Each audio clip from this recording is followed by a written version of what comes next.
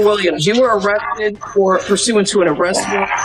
It was issued June 3rd. It's charging you with aggravated battery with a firearm. They said he was the next big thing, the street king who made it out.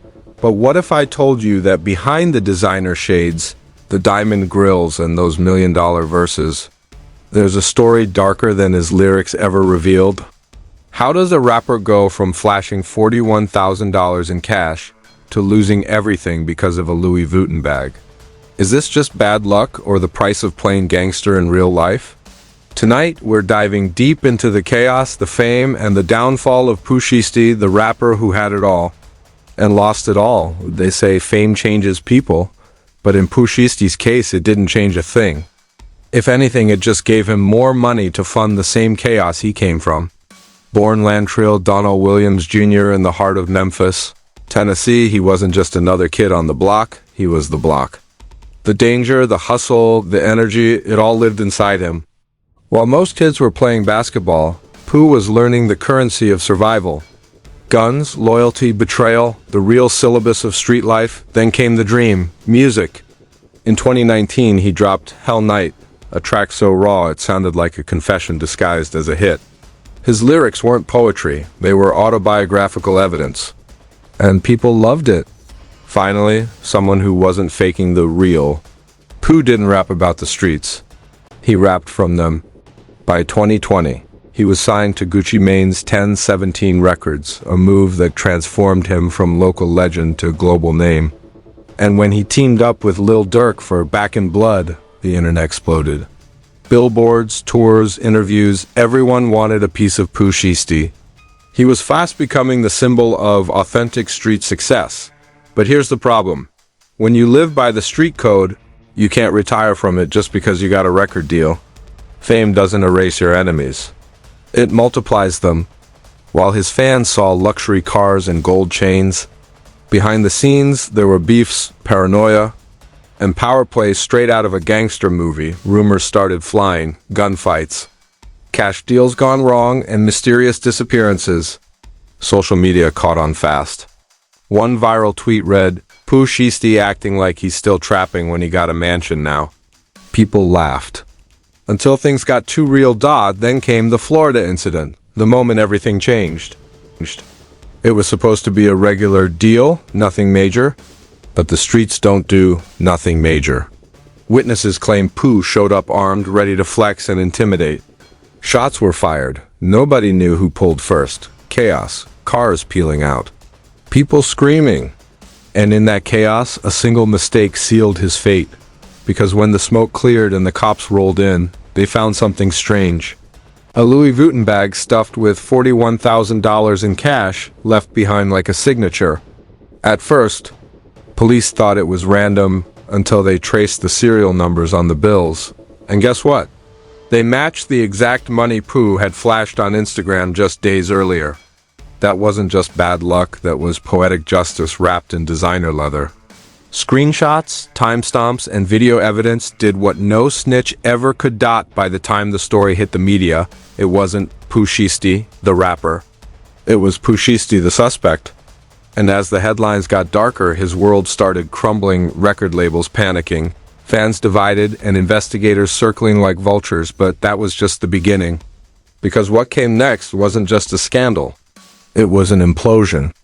When the cops found that Louis Vuitton bag, the internet went insane. Every hip-hop blog, meme page, and wannabe insider suddenly turned into an FBI agent. Red circles on screenshots, zoom-ins on cash bundles. Twitter looked like a true crime forum run by teenagers with too much time. But behind the memes, something real was happening. Authorities were building a case, and this time, they had receipts, literally, according to anonymous federal sources, the kind that mysteriously leak only to YouTube channels. Investigators found digital fingerprints on those very bills. Each note had been photographed in Pooh Shiesty's own Instagram stories, matching serial numbers, same creases, same flex. It was like watching CSI, Influencer Edition. Then came the leaked footage, grainy, low-quality security camera.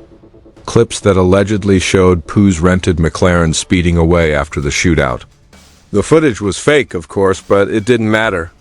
In the court of public opinion, perception is evidence, and perception was brutal. News outlets called him the rapper who couldn't leave the streets. Comment sections turned into digital war zones. One fan wrote, "He was real till the end, even if the end came way too soon." Another replied, "Bro kept it street while the street kept him broke." Meanwhile, self-proclaimed industry insiders started dropping their own theories. One claimed Poe was secretly funding underground gambling rings. Another said he was laundering money through luxury car giveaways. A third swore he'd seen Pooh burn cash in a studio just to prove a point. None of it was verified, but verification doesn't trend. Controversy does.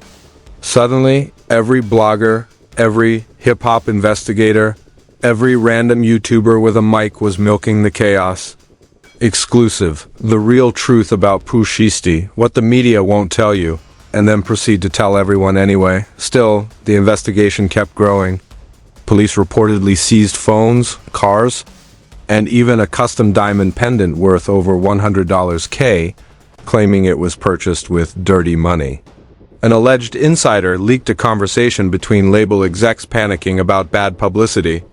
"We can't have another artist locked up, not this quarter. It'll crash the streams?" Sarcastic? Yes. Believable? Absolutely. Through it all, Pooh remained silent. No statements, no interviews, no desperate tweets. Just silence, and that silence spoke.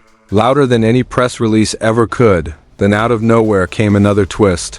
A fake police report circulated online, saying Shiesty had tried to bribe an officer with concert tickets and a promise of a feature verse.